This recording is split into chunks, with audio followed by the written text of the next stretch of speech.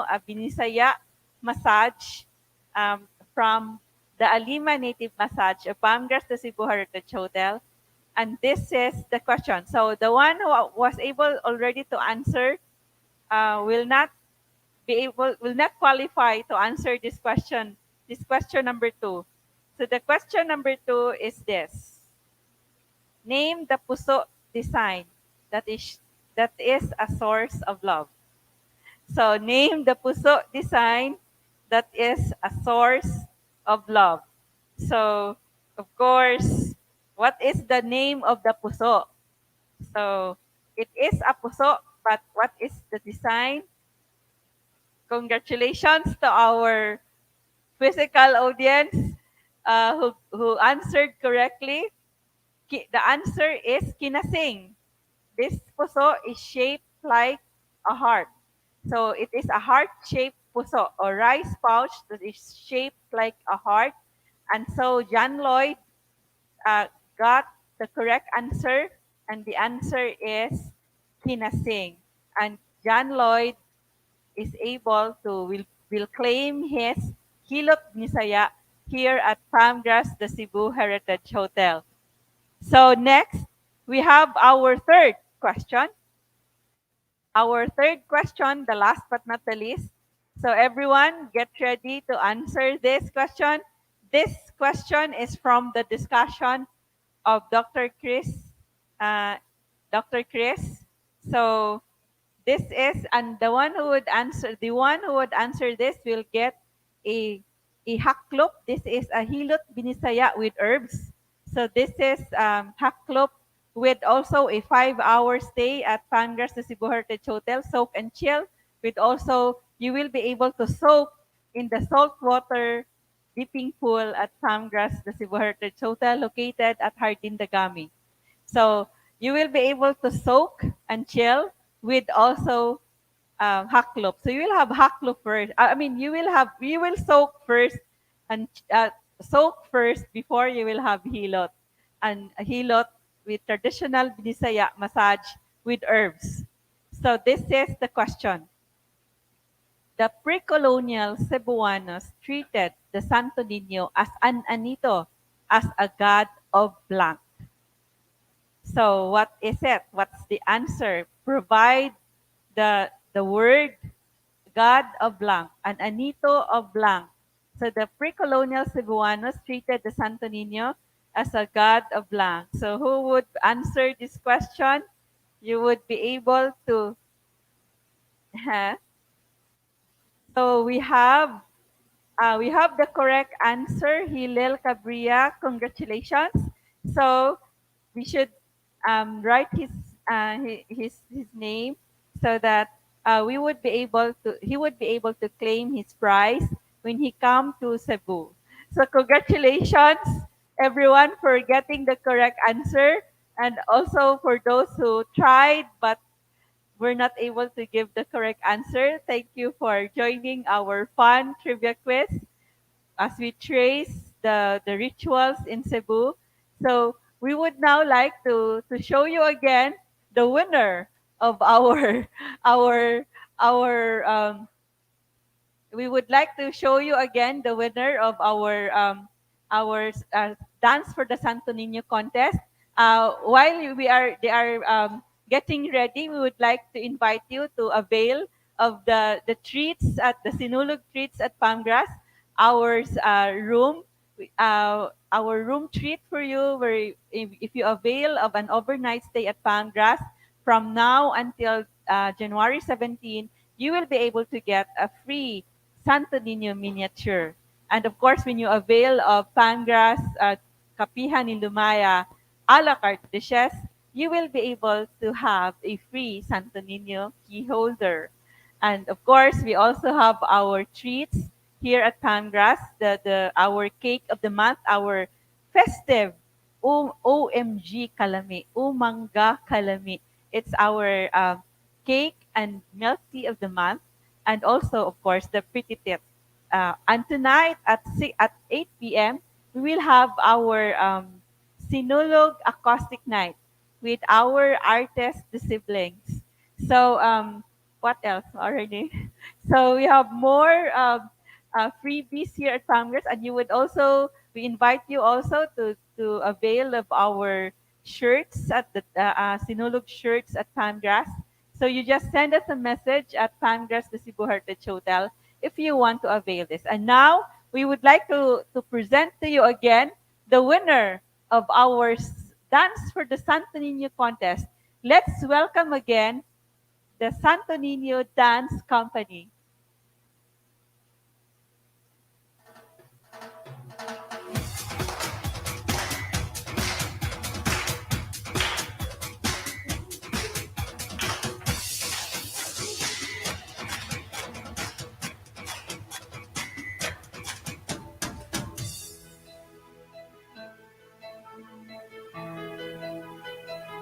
I love Cebu.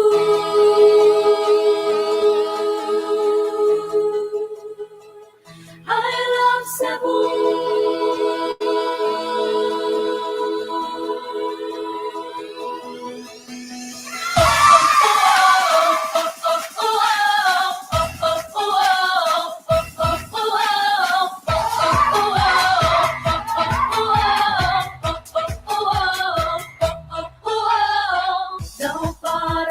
piso ang kaanindot mo. Ang mga tao wag kay ikareklamo. Bisag asa ko paingon, way tuwas ang pagdaig ko. Magpabilin ka, nindughan ko.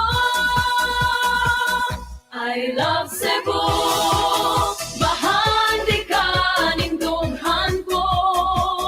I love Cebu, isingit ko ning kalibutan. Ang lang na ikaw ipasigarbo ko. I love Cebu.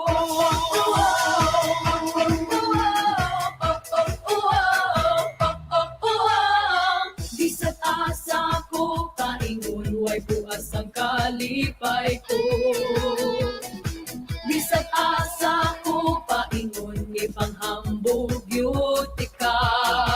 Bisag asa ko paingon, way buas ang pagdaig ko. Magpabilin ka, nindughan ko. I love Cebu, bahandi ka, nindughan ko. I love Cebu, isingit ko ning kalibutan. Ang lang na ikaw ipasigarbo ko. I love Cebu. Manindot nga lugar, imong maduang bisag asa. Di gyud ka maguol, butang mga tao ang muduol. Busa, asa pa ka, Cebu na ta. O higala, manuroy ta. Bisag asa, dali na, I tara love na. Cebu, bahandi ka, nindughan ko. I love Cebu. I love Cebu, isingit ko ning kalibutan. I love Cebu, bahandi ka, nindughan ko. I love Cebu, isingit ko ning kalibutan. Ang lang na ikaw ipasigarbo ko. I love Cebu.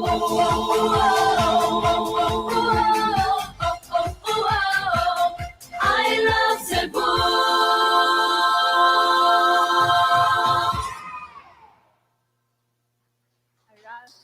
Congratulations, Viva Pits Senior. Congratulations to the very talented Santo Niño Dance Company for winning our Santo Niño Dance for the Santo Niño contest.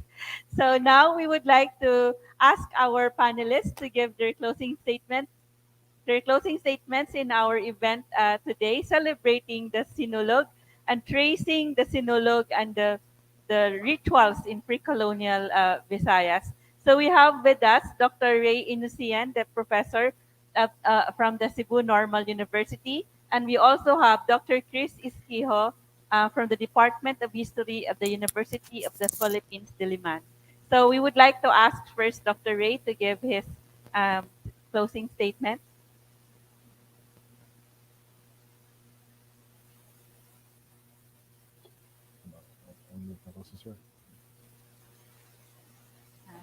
Pa-unmute.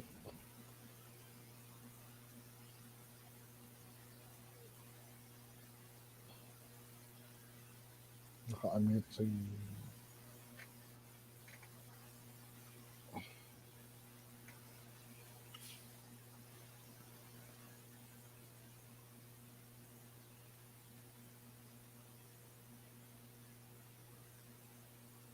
Dr. Ray, we would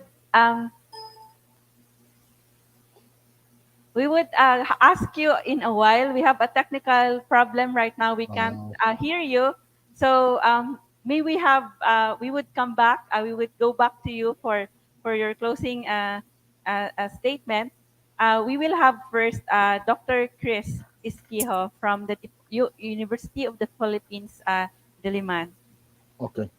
Thank you, Ma'am A, once again for inviting me and for giving me the opportunity to share some insights about the study of Santo Niño de Romblon. So I just hope that many scholars and students of history and culture would delve on this topic, no, exploring more, no, on our religiosity and spirituality as Filipinos. So again, thank you very much for those who have viewed and listened to our talk. Congratulations po, Ma'am A, and to all who have organized this academic event. Pit Senior and Happy Fiesta po.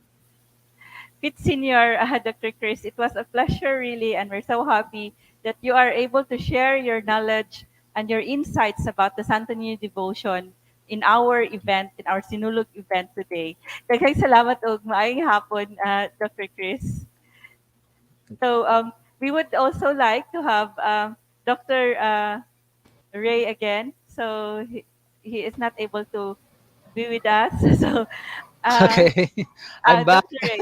So now we can hear you. Am I visible? I am audible now. Yes, yes, we I'm already very hear sorry for this you. for It's this okay. glitch. Okay, so thank you so much, Miss A, to Sir Sid, for inviting me here for the second time around, and Pit Biba Pit Senior to all of our viewers, especially for the Cebuanos, and I really appreciate for this kind of engagement that promotes our Filipino culture, specifically the culture, the Cebuanos and the Bisaya, no? And I hope there will be more for this, no? Yes. And in the future. Thank you Yes, so and we're much. looking forward to discussing about how to publish your book on Puso and Ah, the palm leaf art in Cebu.